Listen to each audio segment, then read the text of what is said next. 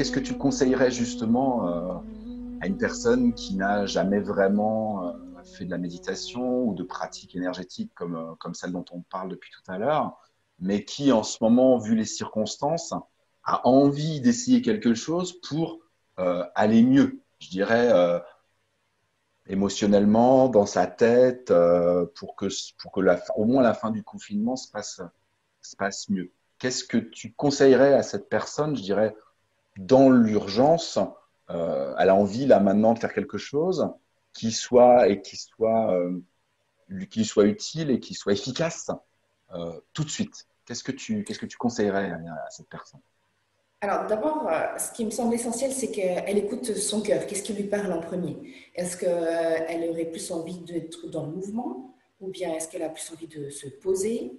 Ou bien d'utiliser des gestes de la vie quotidienne? Et je reviendrai un petit peu sur ce que je proposais tout à l'heure. C'est déjà quand on voit qu'on se sent débordé, il y a donc la possibilité de faire un stop. C'est une vraie Oui, pratique méditative qui nous ouais, reconnecte complètement à ce qu'on est en train de vivre. Donc, c'est ce qu'on appelle les pratiques informelles, c'est les pratiques du quotidien. On va pouvoir aussi venir dans cette continuité du quotidien, utiliser les gestes de la vie quotidienne comme la méditation de la carotte ou de l'aspirateur pour éviter de se charger davantage en disant oh là là, il faudrait que je fasse quelque chose de plus ou de différent, mais de déjà utiliser ce qu'on a dans notre quotidien. Peut-être, si vous avez la chance d'avoir un jardin, de marcher quelques pas dans l'herbe sans chaussures, de sentir vraiment ce qui se passe dans les sensations, de revenir au corps. Mais dans votre quotidien, avec ce que vous vivez déjà, comme on a parlé du lavage des mains, ça peut être sous la douche, d'être vraiment présent oui. Parce que tout le ici monde a, et tout le monde n'a pas un maintenant. jardin, donc effectivement, c'est bien de. Voilà, c'est pour ça que j'offre différentes options. Euh, des choses que vous faites déjà. Vous lavez les dents, la douche, le lavage des mains, et de simplement amener, comme si on tournait le regard, la caméra, vers l'intérieur et de ressentir quelle est mon expérience, comme si on devenait notre propre laboratoire.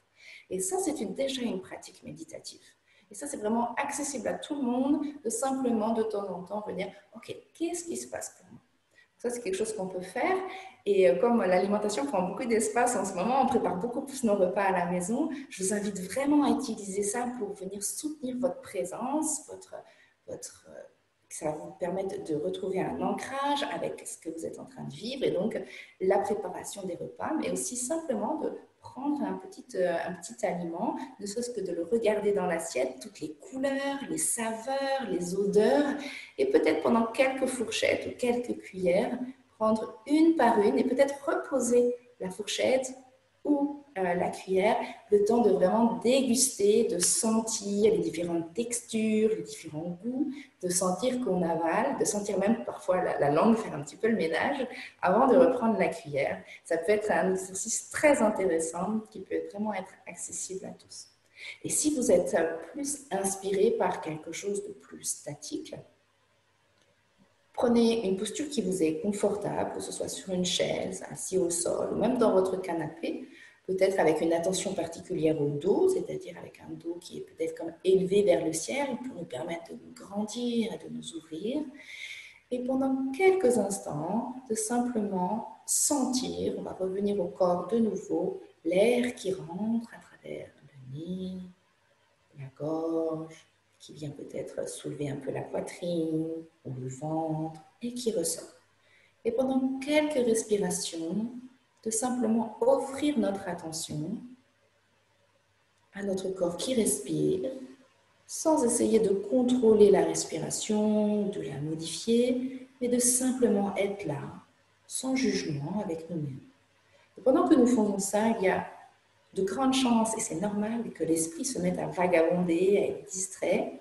Et à ce moment-là, simplement, on va pouvoir choisir de ne pas suivre cette petite histoire qui est en train de se raconter et de revenir aux sensations de la respiration qui rentre, qui nous traverse et qui ressort.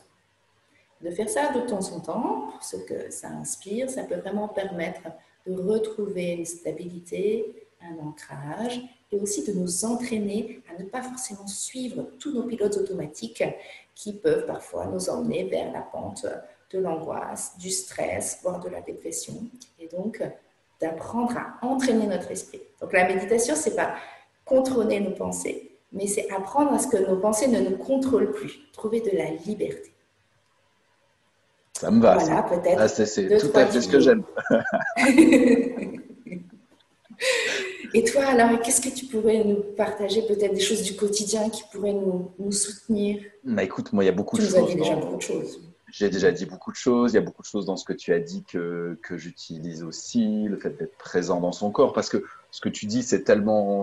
J'ai vraiment l'impression de t'entendre parler de Qigong. Donc, le fait d'être présent dans son corps, attentif à ce qu'on ressent, à quand on mange, quand on se lave, quand on fait le ménage, tout ce qu'on a déjà dit, c'est une façon voilà, de redescendre dans son corps et de puis laisser notre mental et nos pensées, nos émotions nous contrôler. Moi, ce que je rajouterais donc à tout ce que tu viens de dire, et même au stop, moi je rajouterais une cinquième lettre au stop. Et ça fait très médecine chinoise, de toute façon 4, c'est pas des choses qu'on utilise, on fonctionne tout avec 5. Et je t'entendais, je dis stop, c'est arrêt, donc ça c'est plus l'eau, les reins, respiration, c'est métal, poumon. Qu'est-ce que tu as dit d'autre? Passage à l'acte, c'est Observer, plus ouais. observer, c'est plus terre, foi, passage à l'acte. Mais il m'en manque un cinquième, c'est le cœur. Et moi, je rajouterais le sourire dans le stop en cinquième, parce que, comme je l'ai dit, voilà, c'est mon outil principal. Moi, si j'avais deux choses, allez, trois choses à conseiller, effectivement, d'être plus attentif au ressenti, mais pas qu'au ressenti physique, même au ressenti émotionnel, parce que des fois, on se rend même pas compte, et moi le premier, hein, on se rend même pas compte que on est contrarié. On a entendu un truc à la radio, notre conjoint ou nos enfants nous ont dit quelque chose qui nous a contrarié, blessé, même sans qu'on s'en rende compte, et on va traîner ce sentiment de cette contrariété, on va la traîner toute la journée, même voire plusieurs jours. Donc, de développer une écoute, un ressenti, une conscience de ce que vous pouvez ressentir, tant au niveau physique que même au niveau émotionnel. Et à partir de là, voilà, faire des pauses, comme je l'ai dit, comme Marion, tu viens de nous le dire, faire des pauses où vous prenez le temps de respirer et de sourire. Comme je l'ai dit, même c'est très facile, hein. Si vous avez du mal à visualiser quelque chose qui vous a déjà fait sourire, ça peut être un souvenir, une personne, une situation devant vous qui ramène votre sourire.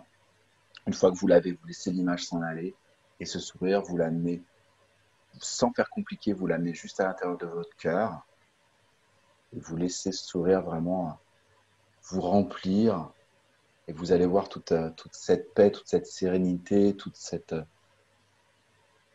ce bonheur qui va se diffuser à l'intérieur de votre corps et qui va se diffuser aussi à l'extérieur et qui va gagner les membres de votre entourage, les gens que vous allez croiser.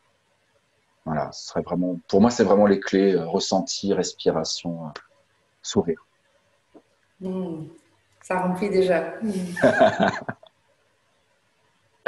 Ce que je propose, Marion, c'est qu'on prenne, qu'on note tout le détail, alors peut-être pas complètement détaillé, mais le détail des différents outils dont on a parlé.